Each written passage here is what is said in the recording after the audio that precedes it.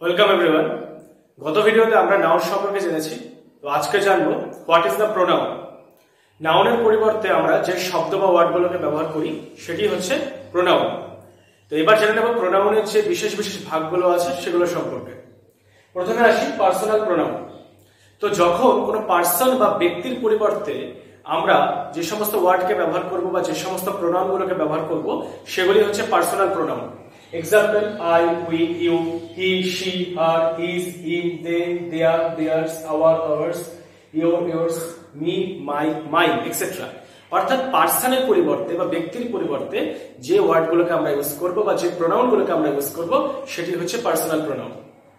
এবার আমরা আসবো ডিমনস্ট্রেটিভ প্রোনাউন।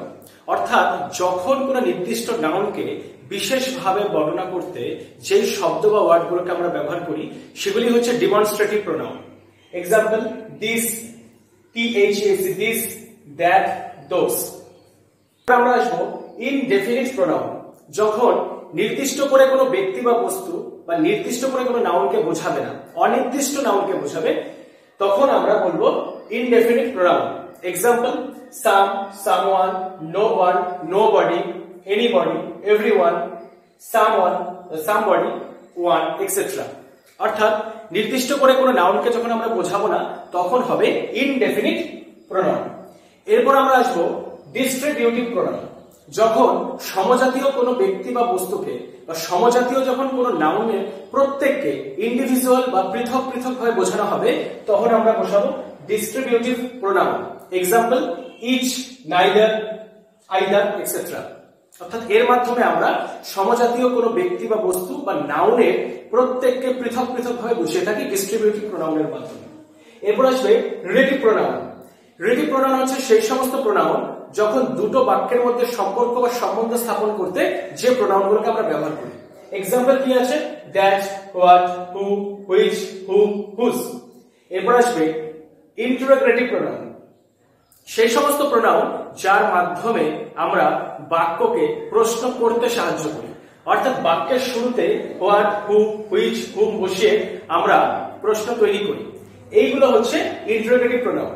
কিন্তু বিষয় হচ্ছে রিলেটিভ প্রোনাউন এবং ইন্টারোগেটিভ প্রোনাউন অনেকটা সেম, কিন্তু এদের ব্যবহারটা আলাদা।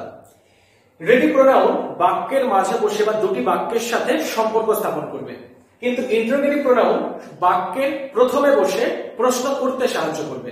এটি হচ্ছে রিলেটিভ প্রোনাউন আর ইন্টারোগেটিভ প্রোনাউনের মধ্যে ডিফারেন্স। এরপর আসি সবথেকে ইম্পর্টেন্ট রিফ্লেক্সিভ প্রোনাউন। অর্থাৎ যে সমস্ত প্রোনাউনের পাশে আমরা সেলফ বা SELVS ওয়ার্ড দেখব সেটি হচ্ছে রিলেটিভ প্রোনাউন, রিফ্লেক্সিভ প্রোনাউন। অর্থাৎ কর্তা ও কর্মকে যখন আমরা সমানভাবে বোঝাবো, কর্তা ও কর্মকে দিয়ে যখন আমরা একই ব্যক্তিকে নির্দেশ করব তখন বসবে রিফ্লেক্সিভ প্রোনাউন।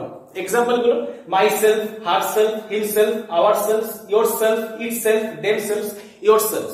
অর্থাৎ যখন সিঙ্গুলার হবে তখন SELF ওয়ার্ড যোগ হবে, যখন প্লুরাল হবে তখন SELVS ওয়ার্ড যোগ হবে। তো এইভাবে আমরা আজকে জেনে নিলাম প্রোনাউনের শ্রেণীবিভাগগুলোকে। তো পরের ভিডিওগুলোতে আমরা প্রত্যেকটা ইন্ডিভিজুয়াল যে প্রোনাউনগুলো আজকে আমরা পড়লাম সেগুলো বাক্যে কিভাবে ব্যবহৃত হচ্ছে, নাউনের অল্টারনেটিভ হিসাবে কিভাবে ব্যবহৃত হচ্ছে সেই সম্পর্কে জানবো। Thank you.